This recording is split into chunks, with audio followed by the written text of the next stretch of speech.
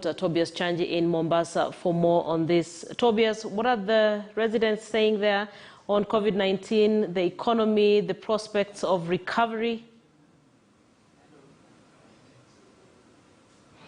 Okay, we'll try and see if we can get Chanji to just speak to us on the recovery process in the coastal region of Mombasa. I want us to focus now on politics. ODM leader Raila Odinga is defending his social welfare plan of giving out 6,000 shillings to the jobless to cushion them from economic hardship. Speaking at various stopovers in Kisumu, Raila dismissed those criticizing his agenda, saying he's aware of how his government will raise the money. Raila, who chose to speak in Dholuo in all the stops, said, with the tightening of corruption loopholes, economic recovery for every Kenyan is a possible dream. Kevin Ogutu has that story. They were in their hundreds, majority of them being youth. No one wanted to be left behind in ODM leader Raila Odinga's Meet the People tour that started in Ahero with stops in Nyamasaria and Kondele.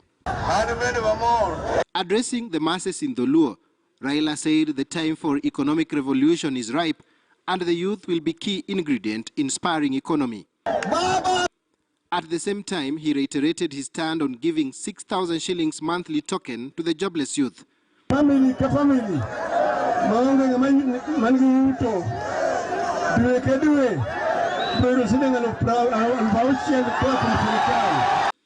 Odinga also hailed the proposed special economic zone in Kisumu that will attract investors and in the process create jobs locally.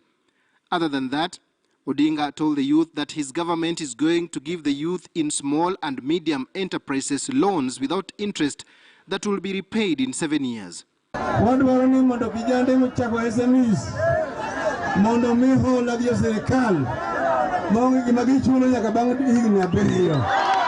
the same breath, Raila warned the corrupt, saying it will not be business as usual, as he is keen on ensuring no theft of public funds. Na sisi tunataka watu wa Kisumu mtupe kura kwa wingi. Hiyo ndio risasi yenu ya kupiga kura. Kevin Ogutu, KTN News. I believe we now have Tobias Chanji. I want to go back to that story. The tourism sector is one of the hard-hit sectors since the advent of COVID-19. Most businesses closed shop while many other Kenyans lost their jobs. But the question is, how is the impact after opening up of the economy? Tobias Chanji is in Mombasa talking about the recovery process in the coastal region. Chanji, what do you have?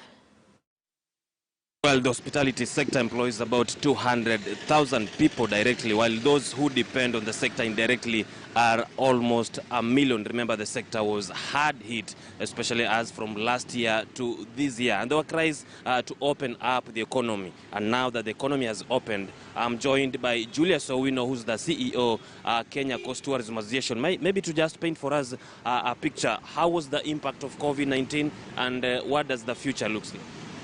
Thank you very much. You find that COVID-19 really hit us very hard as an industry. This is an industry that brings 10%, supports 10% of the GDP. So from last year to this year, you find that we lost around 72% of our earnings in the industry. You find that this is an industry that also supports, employs more than 2 million people, and in Coast Region we have more than 200,000 employed directly because we have 50,000 beds capacity. So around 3/4 of these people were at home. Most of them were on unpaid leave, some of them pay cuts, and a number of them even lost jobs because we had even closures.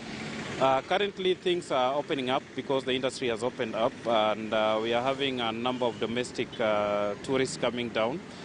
We have remained resilient because of domestic tourists, and that is our only hope that we've worked with. But we find that the international travel is still down. We still don't have a number of guests that we used to have because we're still looking forward to more vaccination. If you can have more vaccination happening, more so in the counties, if they can roll up more vaccination for the industry players, you find that with the industry, there will be a lot of confidence in the industry and we'll have the tourism open up. We understand there are some of the mitigation measures that you put in place, including the pay direct, where you are targeting about 39,000 staff who lost jobs. Maybe you can update for us now Yeah, a month ago we started a COVID-19 emergency support fund that supports those working in the industry, those who lost jobs, those on unpaid leave, those on pay cuts. So we realized we really need to support the staff right now because we have always talked about the industry and looking at the investor. Now what we are doing with the Give Directly is supporting them by giving them a 4,000 monthly stipend. We were targeting 39,000. The program is 1 month now. Currently, we've already supported around 15,000.